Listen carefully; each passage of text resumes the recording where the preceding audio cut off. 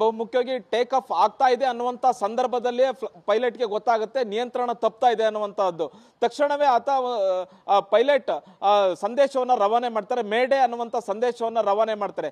ಆ ಸಂದೇಶವನ್ನು ರವಾನೆ ಮಾಡಿದ ಕೆಲವೇ ಸೆಕೆಂಡ್ಗಳಲ್ಲಿ ವಿಮಾನ ಪತನ ಆಗುತ್ತೆ. ಮತ್ತೆ ಅದು ಟೇಕ್ ಆಫ್ ಆಗುವಂತಹದ್ದು ಕೂಡ ಸರಿಯಾದ ರೀತಿಯಲ್ಲಿ ಆಗ್ತಾ ಇರಲಿಲ್ಲ. ಅದನ್ನ ನೋಡಿ ಒಬ್ರು ವಿಡಿಯೋವನ್ನು ಕೂಡ ಮಾಡ್ತಾರೆ, ಏಕೋ ಸರಿಯಾಗಿ ಟೇಕ್ ಆಫ್ ಆಗ್ತಾ ಇಲ್ಲ ಅನ್ನುವಂತಹದ್ದನ್ನೇ ಗಮನಿಸಿ ಅನುಮಾನಿಸಿ ಒಂದು ವಿಡಿಯೋ ಕೂಡ ಮಾಡಿರೋದು ನಾವು ಗಮನಿಸಬಹುದು. ಆ ವಿಡಿಯೋದಲ್ಲಿ ಸ್ಪಷ್ಟವಾಗಿ ಗೊತ್ತಾಗುತ್ತೆ ಏನು ಸಾಮಾನ್ಯವಾಗಿ ಹಾರುವಂತಹ ವಿಮಾನ ಸರಿಯಾಗಿ ಹಾರ್ತಾ ಇಲ್ಲ, ಇದು ಏನೋ ವ್ಯತ್ಯಾಸ ಆಗಿದೆ, ಏನೋ ತಾಂತ್ರಿಕ ದೋಷ ಆಗಿದೆ ಅನ್ನುವಂತಹದ್ದು ಸ್ಪಷ್ಟವಾಗಿ ಗೊತ್ತಾಗುತ್ತೆ. ವಿಮಾನ ನಿಲ್ದಾಣದ ಕಾಂಪೌಂಡ್ ಏನಿದೆ, ಕಾಂಪೌಂಡ್ ನ ಪಕ್ಕದಲ್ಲೇ ಇರ್ತಕ್ಕಂಥದ್ದು ಮೇಘಾನಿ ನಗರ. ಈ ಮೇಘಾನಿ ನಗರದಲ್ಲಿ ಈ ಒಂದು ವಿಮಾನ ನೆಲಕ್ಕೆ ಅಪ್ಪಳಿಸಿದೆ. ಇದು ಕೂಡ ಜನವಸತಿ ಇರ್ತಕ್ಕಂಥ ಪ್ರದೇಶದ ಮೇಲೆ ಬಿದ್ದಿರುವಂತಹದ್ದು. ಮುಖ್ಯವಾಗಿ ಹಾಸ್ಟೆಲ್ ನ ಕಟ್ಟಡದ ಮೇಲೆ ಈ ವಿಮಾನ ಅಪ್ಪಳಿಸಿರುವಂತಹದ್ದು.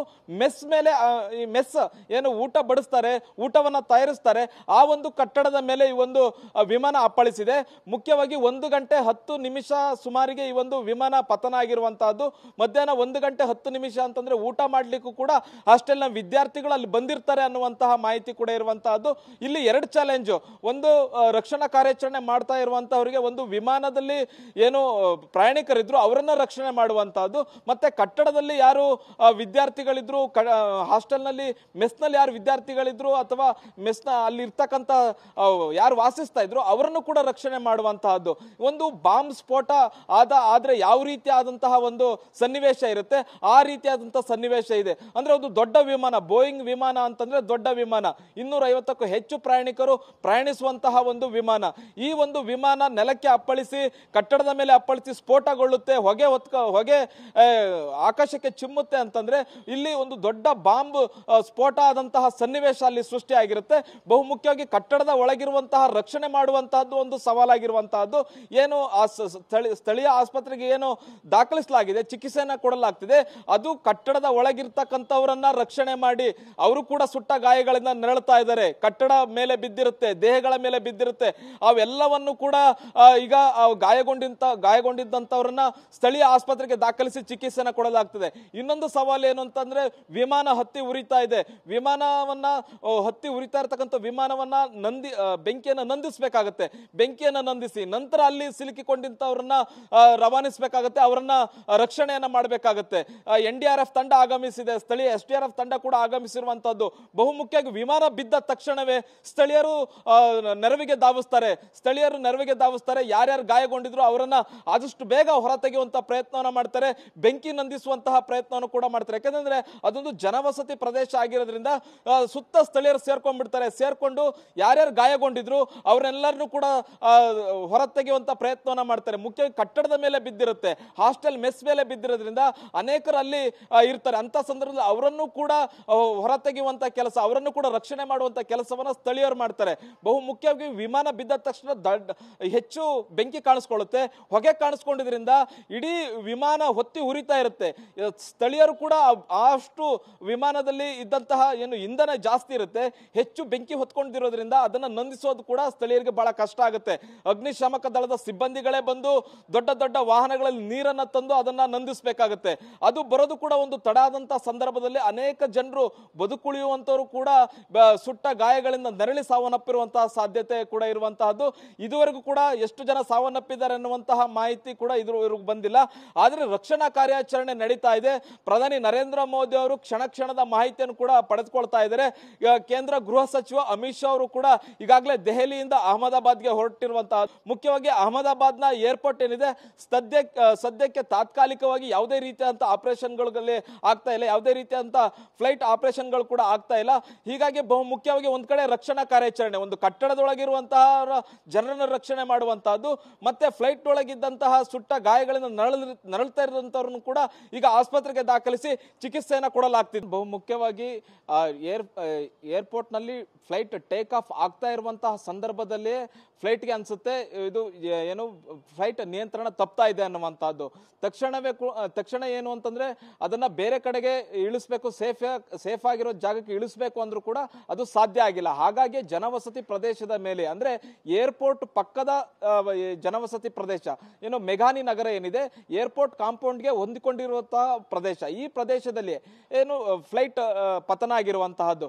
ಬಹುಮುಖ್ಯವಾಗಿ ಈ ಬೋಯಿಂಗ್ ಡ್ರೀಮ್ ಲೈನರ್ ಫ್ಲೈಟ್ ಏನಿದೆ ಇದರಲ್ಲಿ ಸುಮಾರು 1,26,000 ಲೀಟರ್ನಷ್ಟು ಇಂಧನವನ್ನ ತುಂಬಿಸಬಹುದು. ಅಂದ್ರೆ ಫುಲ್ ಟ್ಯಾಂಕ್ ಮಾಡಿದಂತ ಸಂದರ್ಭದಲ್ಲಿ 1,26,000 ಲೀಟರ್ ಇಂಧನ ಈ ಒಂದು ಫ್ಲೈಟ್ ನಲ್ಲಿ ಇರುತ್ತೆ. ಒಂದು ಅಹಮದಾಬಾದ್ ನಿಂದ ಲಂಡನ್ಗೆ ಹೊರಡ್ತಾ ಇದೆ ಅಂತ ಸಂದರ್ಭದಲ್ಲಿ ಸಾಮಾನ್ಯವಾಗಿ ಫ್ಲೈಟ್ ನಲ್ಲಿ ಒಂದು ಭರ್ತಿ ಆದಂತ ಇಂಧನ ತುಂಬಿರುವಂತ ಸಾಧ್ಯತೆ ಇದೆ. ಇಂತಹ ಸಂದರ್ಭದಲ್ಲಿ ಫ್ಲೈಟ್ ಏನು ಪತನ ಆಯಿತು, ಆ ಮೇಘಾನಿ ನಗರ ಅನ್ನುವಂತ ಜನವಸತಿ ಪ್ರದೇಶದ ಮೇಲೆ ಏನು ಪತನ ಆದಂತ ಸಂದರ್ಭದಲ್ಲಿ ದೊಡ್ಡದಾದಂತ ಸ್ಫೋಟ ಸಂಭವಿಸಿದೆ. ಜೊತೆಗೆ ದೊಡ್ಡದಾಗಿ ಬೆಂಕಿ ಹೊತ್ಕೊಂಡಿರುವಂತದ್ದು ಒಂದು ಕಡೆ ಜನವಸತಿ ಪ್ರದೇಶದ ಮೇಲೆ ಬಿದ್ದಿದೆ, ಅದು ಕೂಡ ಹಾಸ್ಟೆಲ್ ಮೆಸ್ ಮೇಲೆ ಬಿದ್ದಿರುವಂತಹದ್ದು. ಮಧ್ಯಾಹ್ನ 1:15 ಸುಮಾರಿಗೆ ಈ ಒಂದು ಪತನ ಆಗಿರುವಂತಹದ್ದು. ಇಂತಹ ಪತನದ ಸಂದರ್ಭದಲ್ಲಿ ಊಟಕ್ಕೆ ಬಂದಿರ್ತಾರೆ, ಅಂದ್ರೆ ಮಧ್ಯಾಹ್ನದ ಊಟಕ್ಕೆ ಬಂದಿರತಕ್ಕಂತಹ ಸಮಯ ಅದು. ವಿದ್ಯಾರ್ಥಿಗಳು ಊಟಕ್ಕೆ ಬಂದಿರ್ತಾರೆ, ಊಟಕ್ಕೆ ಕೂತ್ಕೊಂಡಿರ್ತಕ್ಕಂಥ ಸಂದರ್ಭದಲ್ಲಿಯೇ ಮೇಲಿಂದ ದಪ್ಪ ಅಂತ ವಿಮಾನ ಆ ಒಂದು ಕಟ್ಟಡದ ಮೇಲೆ ಬೀಳುತ್ತೆ. ಒಂದು 100 ವಿದ್ಯಾರ್ಥಿಗಳು ಅಲ್ಲಿ ಹಾಸ್ಟೆಲ್ ನಲ್ಲಿ ಊಟವನ್ನ ಮಾಡ್ತಿರ್ತಾರೆ. ಅಂತಹ ಸಂದರ್ಭದಲ್ಲಿಯೇ ವಿಮಾನ ಬೀಳುತ್ತೆ. ಸುಮಾರು 20ಕ್ಕೂ ಹೆಚ್ಚು ವಿದ್ಯಾರ್ಥಿಗಳು ಈ ಒಂದು ಕಟ್ಟಡದಲ್ಲಿದ್ದಂಥವರು ಸಾವನ್ನಪ್ಪಿದ್ದಾರೆ ಅನ್ನುವಂತಹ ಮಾಹಿತಿ ಸಿಗ್ತಾ ಇದೆ. ಜೊತೆಗೆ ಅಕ್ಕಪಕ್ಕದ ಕಟ್ಟಡಗಳಿಗೂ ಕೂಡ ಭಾರಿ ಪ್ರಮಾಣದಲ್ಲಿ ಹಾನಿಯಾಗಿದೆ. ಒಂದು ಸ್ಫೋಟ ಸಂಭವಿಸಿದಂತಹ ಸಂದರ್ಭದಲ್ಲಿ 1,26,000 ಲೀಟರ್ ಇಂಧನ ಒಂದೇ ಸಲ ಬ್ಲಾಸ್ಟ್ ಆಗುತ್ತೆ. ಅಂದ್ರೆ ಸುತ್ತಮುತ್ತ ಇರ್ತಕ್ಕಂಥ ಪ್ರದೇಶಗಳ ಮೇಲೂ ಕೂಡ ಹಾನಿಯಾಗಿರುತ್ತೆ, ಸುತ್ತಮುತ್ತ ಪ್ರದೇಶಗಳಲ್ಲಿ ಇರ್ತಕ್ಕಂಥ ಕಟ್ಟಡಗಳ ಮೇಲೂ ಕೂಡ ಹಾನಿಯಾಗಿರುತ್ತೆ. ಮತ್ತೆ ಇಲ್ಲಿ ರಕ್ಷಣಾ ಕಾರ್ಯಾಚರಣೆ ಮಾಡುವಂತವರಿಗೆ 2 ರೀತಿಯಾದಂತಹ ಚಾಲೆಂಜ್. ಹಿಂದೆ ಹೇಳ್ದಂಗೆ ಒಂದು ಅಕ್ಕಪಕ್ಕದ ಕಟ್ಟಡಗಳಲ್ಲಿರ್ತಕ್ಕಂತಹ ಮತ್ತು ಕಟ್ಟಡದ ಮೇಲೆ ಯಾವ ಕಟ್ಟಡದ ಮೇಲೆ ವಿಮಾನ ಬಿದ್ದಿದೆ ಆ ಕಟ್ಟಡದಲ್ಲಿರ್ತಕ್ಕಂತಹ ಜನರನ್ನ ಕೂಡ ರಕ್ಷಣೆ ಮಾಡುವಂತದ್ದು ಒಂದು ಸವಾಲಾದ್ರೆ, ಇನ್ನೊಂದು ಕಡೆ ವಿಮಾನದಲ್ಲಿದ್ದಂತಹ ಪ್ರಯಾಣಿಕರನ್ನು ಕೂಡ ರಕ್ಷಣೆ ಮಾಡುವಂತದ್ದು ಇನ್ನೂ ದೊಡ್ಡ ಸವಾಲು. ಯಾಕಂತಂದ್ರೆ ವಿಮಾನ ಬಿದ್ದ ತಕ್ಷಣ ಬೆಂಕಿ ಹೊತ್ಕೊಳ್ಳುತ್ತೆ, ಸ್ಫೋಟಗೊಳ್ಳುತ್ತೆ. ವಿಮಾನದೊಳಗಿದ್ದಂಥವ್ರನ್ನು ಕೂಡ ರಕ್ಷಣೆ ಮಾಡಬೇಕು ಅಂತಂದ್ರೆ ಅದು ಅಷ್ಟು ಈಸಿ ಅಲ್ಲ. ಯಾಕಂತಂದ್ರೆ ಬೆಂಕಿ ಹೊತ್ತಿ ಉರಿತಾ ಇರುತ್ತೆ. ಸಣ್ಣ ಪುಟ್ಟ ನೀರನ್ನ ಹಾಕಿ ಅಥವಾ ಏನು ಸುತ್ತಮುತ್ತ ಜನರು ಯಾರಿದ್ದಾರೆ ಅವರು ಕೊಡದಲ್ಲೋ ಅಥವಾ ಬಕೆಟ್ ನಲ್ಲೋ ನೀರು ತಂದು ಹಾಕಿ ಅದನ್ನ ಬೆಂಕಿಯನ್ನ ನಂದಿಸ್ಲಿಕ್ಕಾಗಲ್ಲ. ದೊಡ್ಡ ದೊಡ್ಡ ಅಗ್ನಿಶಾಮಕ ವಾಹನಗಳಲ್ಲೇ ಆ ಒಂದು ಬೆಂಕಿಯನ್ನ ನಂದಿಸಬೇಕಾಗತ್ತೆ. ಜೊತೆಗೆ ಕಟ್ಟಡದಲ್ಲಿದ್ದಂಥವ್ರನ್ನ ಸ್ಥಳೀಯರು ರಕ್ಷಣೆ ಮಾಡಿದ್ದಾರೆ ಅನ್ನುವಂತಹ ಮಾಹಿತಿ ಸಿಗ್ತಾ ಇದೆ. ಯಾಕಂತಂದ್ರೆ ಕಟ್ಟಡದಲ್ಲೂ ಕೂಡ ಬೆಂಕಿ ಹೊತ್ಕೊಂಡಿರುತ್ತೆ.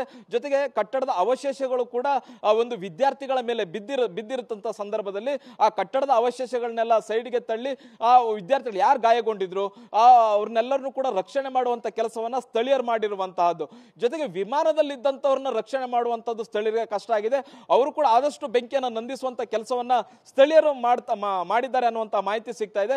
ತಕ್ಷಣವೇ 7ಕ್ಕೂ ಹೆಚ್ಚು ಅಗ್ನಿಶಾಮಕ ದಳದ ವಾಹನಗಳು ಸ್ಥಳಕ್ಕೆ ಆಗಮಿಸಿರುವಂತದ್ದು. ಮತ್ತೆ ಅದು ಕಂಜೆಸ್ಟೆಡ್ ಏರಿಯಾ, ಮೇಘಾನಿ ನಗರ ಅನ್ನುವಂಥದ್ದು ಒಂದು ಕಂಜೆಸ್ಟೆಡ್ ಏರಿಯಾ, ದೊಡ್ಡ ದೊಡ್ಡ ವಾಹನಗಳು ಕೂಡ ಹೋಗ್ಲಿಕ್ಕೆ ಆಗದೆ ಇರತಕ್ಕಂತಹ ಪ್ರದೇಶ. ಆ ಪ್ರದೇಶಕ್ಕೆ ಈಗ ಅಗ್ನಿಶಾಮಕ ದಳದ ವಾಹನಗಳು ಕೂಡ ತಲುಪಿವೆ, NDRF ಸಿಬ್ಬಂದಿಗಳು ಕೂಡ ತಲುಪಿದ್ದಾರೆ, SDRF ಸಿಬ್ಬಂದಿಗಳು ಮತ್ತೆ ಪೊಲೀಸ್ ಸಿಬ್ಬಂದಿಗಳು ಕೂಡ ತಲುಪಿದ್ದಾರೆ. ಬೆಂಕಿ ನಂದಿಸುವಂತಹ ಕೆಲಸ ಆಗ್ತಾ ಇರುವಂತದ್ದು. ಬಹು ಮುಖ್ಯವಾಗಿ ವಿಮಾನದ ಒಳಗೆ ಯಾರಿದ್ದಾರೆ, ಯಾರಿಗೆ ಚಿಕಿತ್ಸೆ ಅಗತ್ಯ ಇದೆ ಅವ್ರನ್ನೆಲ್ಲರನ್ನು ಕೂಡ ರಕ್ಷಣೆ ಮಾಡುವಂತಹದ್ದು. ಒಂದು ಅಂತ ವಿದೇಶಿ ವಿಮಾನ ಅಂತಂದ್ರೆ ಹೆಚ್ಚಿನ ಲಗೇಜ್ ಕೂಡ ಇರುತ್ತೆ, ಆ ಲಗೇಜ್ಗೂ ಕೂಡ ಬೆಂಕಿ ತಾಗಿರುತ್ತೆ, ಅದು ಹೆಚ್ಚಿನ ರೀತಿಯಾಗಿ ಬೆಂಕಿ ವ್ಯಾಪಿಸಿರುತ್ತೆ. ಅಂದ್ರೆ ವಿಮಾನ ಹೆಚ್ಚು ಹೊತ್ತಿ ಉರಿಯಲಿಕ್ಕೆ ಈ ಲಗೇಜ್ಗಳು ಕೂಡ ಕಾರಣ ಆಗಿರುತ್ತೆ. ಯಾಕೆಂದ್ರೆ ಬಟ್ಟೆಗಳಿರುತ್ತೆ, ಬಟ್ಟೆಯ ಲಗೇಜ್ಗಳಿರುತ್ತೆ, ಪ್ಲಾಸ್ಟಿಕ್ ಅಂಶಗಳು ಜಾಸ್ತಿ ಇರುತ್ತೆ, ಇವು ಕೂಡ ಹೆಚ್ಚು ಹೊತ್ತು ಹೊತ್ತಿ ಉರಿತಾ ಇರುತ್ತೆ. ಇಂತಹ ಸಂದರ್ಭದಲ್ಲಿ ಬೆಂಕಿ ನಂದಿಸುವಂತಹದ್ದು ಕೂಡ ದೊಡ್ಡ ಚಾಲೆಂಜ್ ಆಗಿರುತ್ತೆ. ಈಗ ಬೆಂಕಿ ನಂದಿಸುವಂತಹ ಕೆಲಸ ನಡೀತಾ ಇದೆ, ಬಹುತೇಕ ಬೆಂಕಿ ನಂದಿಸುವಂತಹ ಕೆಲಸ ಮುಗ್ದಿರುವಂತಹದ್ದು. ಈಗ ಮುಖ್ಯವಾಗಿ ಯಾರು ವಿಮಾನದ ಒಳಗೆ ಯಾರ್ಯಾರು ಪ್ರಯಾಣಿಕರಿದ್ರೆ, ಯಾರು ಚಿಕಿತ್ಸೆ ಅಗತ್ಯ ಇದೆ ಅವ್ರನ್ನೆಲ್ಲರೂ ಕೂಡ ರಕ್ಷಣೆ ಮಾಡಿ ಈಗ ಆಸ್ಪತ್ರೆಗೆ ದಾಖಲಿಸ್ತಾ ಇರುವಂತಹದ್ದು.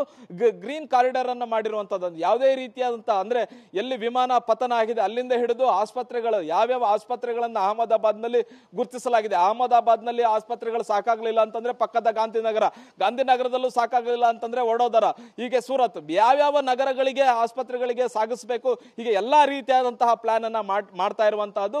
ಬಹುಮುಖ್ಯವಾಗಿ ಪ್ರಧಾನಿ ನರೇಂದ್ರ ಮೋದಿ ಅವರು ಕೂಡ ನಿರಂತರವಾದಂತಹ ಒಂದು ಮಾಹಿತಿಯನ್ನ ಪಡೆದುಕೊಳ್ತಾ ಇದ್ದಾರೆ. ಪ್ರತಿ ಕ್ಷಣದ ಮಾಹಿತಿ ಬೇಕು ಅನ್ನುವಂಥದ್ದನ್ನ ಪ್ರಧಾನಿ ನರೇಂದ್ರ ಮೋದಿ ಅವರು ಹೇಳಿದ್ದಾರೆ.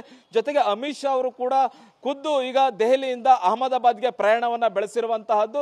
ಒಂದು ಕಾರ್ಯಾಚರಣೆಯ ಹೇಗೆ ಆಗ್ತಾ ಇದೆ ಅನ್ನುವಂಥದ್ದನ್ನು ಕೂಡ ನರೇಂದ್ರ ಮೋದಿ ಅವರು ಎಲ್ಲವನ್ನು ಕೂಡ ಕೇಳಿ ತಿಳ್ಕೊಳ್ತಾ ಇದ್ದಾರೆ. ಬಹು ಮುಖ್ಯವಾಗಿ ಗಾಯಗೊಂಡಂತವರಿಗೆ ಚಿಕಿತ್ಸೆಯನ್ನು ಕೂಡ ಕೊಡಬೇಕಾಗುತ್ತೆ. ಬಹು ಮುಖ್ಯವಾಗಿ ಏನು ಏರ್ಪೋರ್ಟ್ ಕಡೆಗೆ ಅನೇಕ ವಿಮಾನದಲ್ಲಿ ಪ್ರಯಾಣಿಕರು ಯಾರು ಹೊರಟಿದ್ರು ಅವರ ಸಂಬಂಧಿಕರುಗಳು ಕೂಡ ಬರ್ತಾ ಇದ್ದಾರೆ. ಅವರಿಗೂ ಕೂಡ ಈಗ ಏರ್ಪೋರ್ಟ್ ನ ಅಧಿಕಾರಿಗಳು ಅವರಿಗೂ ಕೂಡ ಸಮಜಾಯಿಷಿಯನ್ನ ಕೊಡ್ತಾ ಇದ್ದಾರೆ, ಉತ್ತರವನ್ನ ಕೊಡ್ತಾ ಇದ್ದಾರೆ. ಎಲ್ರಿಗೂ ಕೂಡ ಆತಂಕ ಇದೆ, ಏರ್ಪೋರ್ಟ್ ಏರ್ಪೋರ್ಟ್ ಕಡೆ ಸಾಕಷ್ಟು ಮಂದಿ ಬರ್ತಾ ಇದ್ದಾರೆ ಮತ್ತೆ ವಿದೇಶಿಗರು ಕೂಡ ಇಲ್ಲಿ ಇರೋದ್ರಿಂದ ಅಲ್ಲೂ ಕೂಡ ಈಗ ಹೆಚ್ಚಿನ ಆತಂಕ ಈಗ ಸೃಷ್ಟಿಯಾಗಿರುವಂತಹದ್ದು.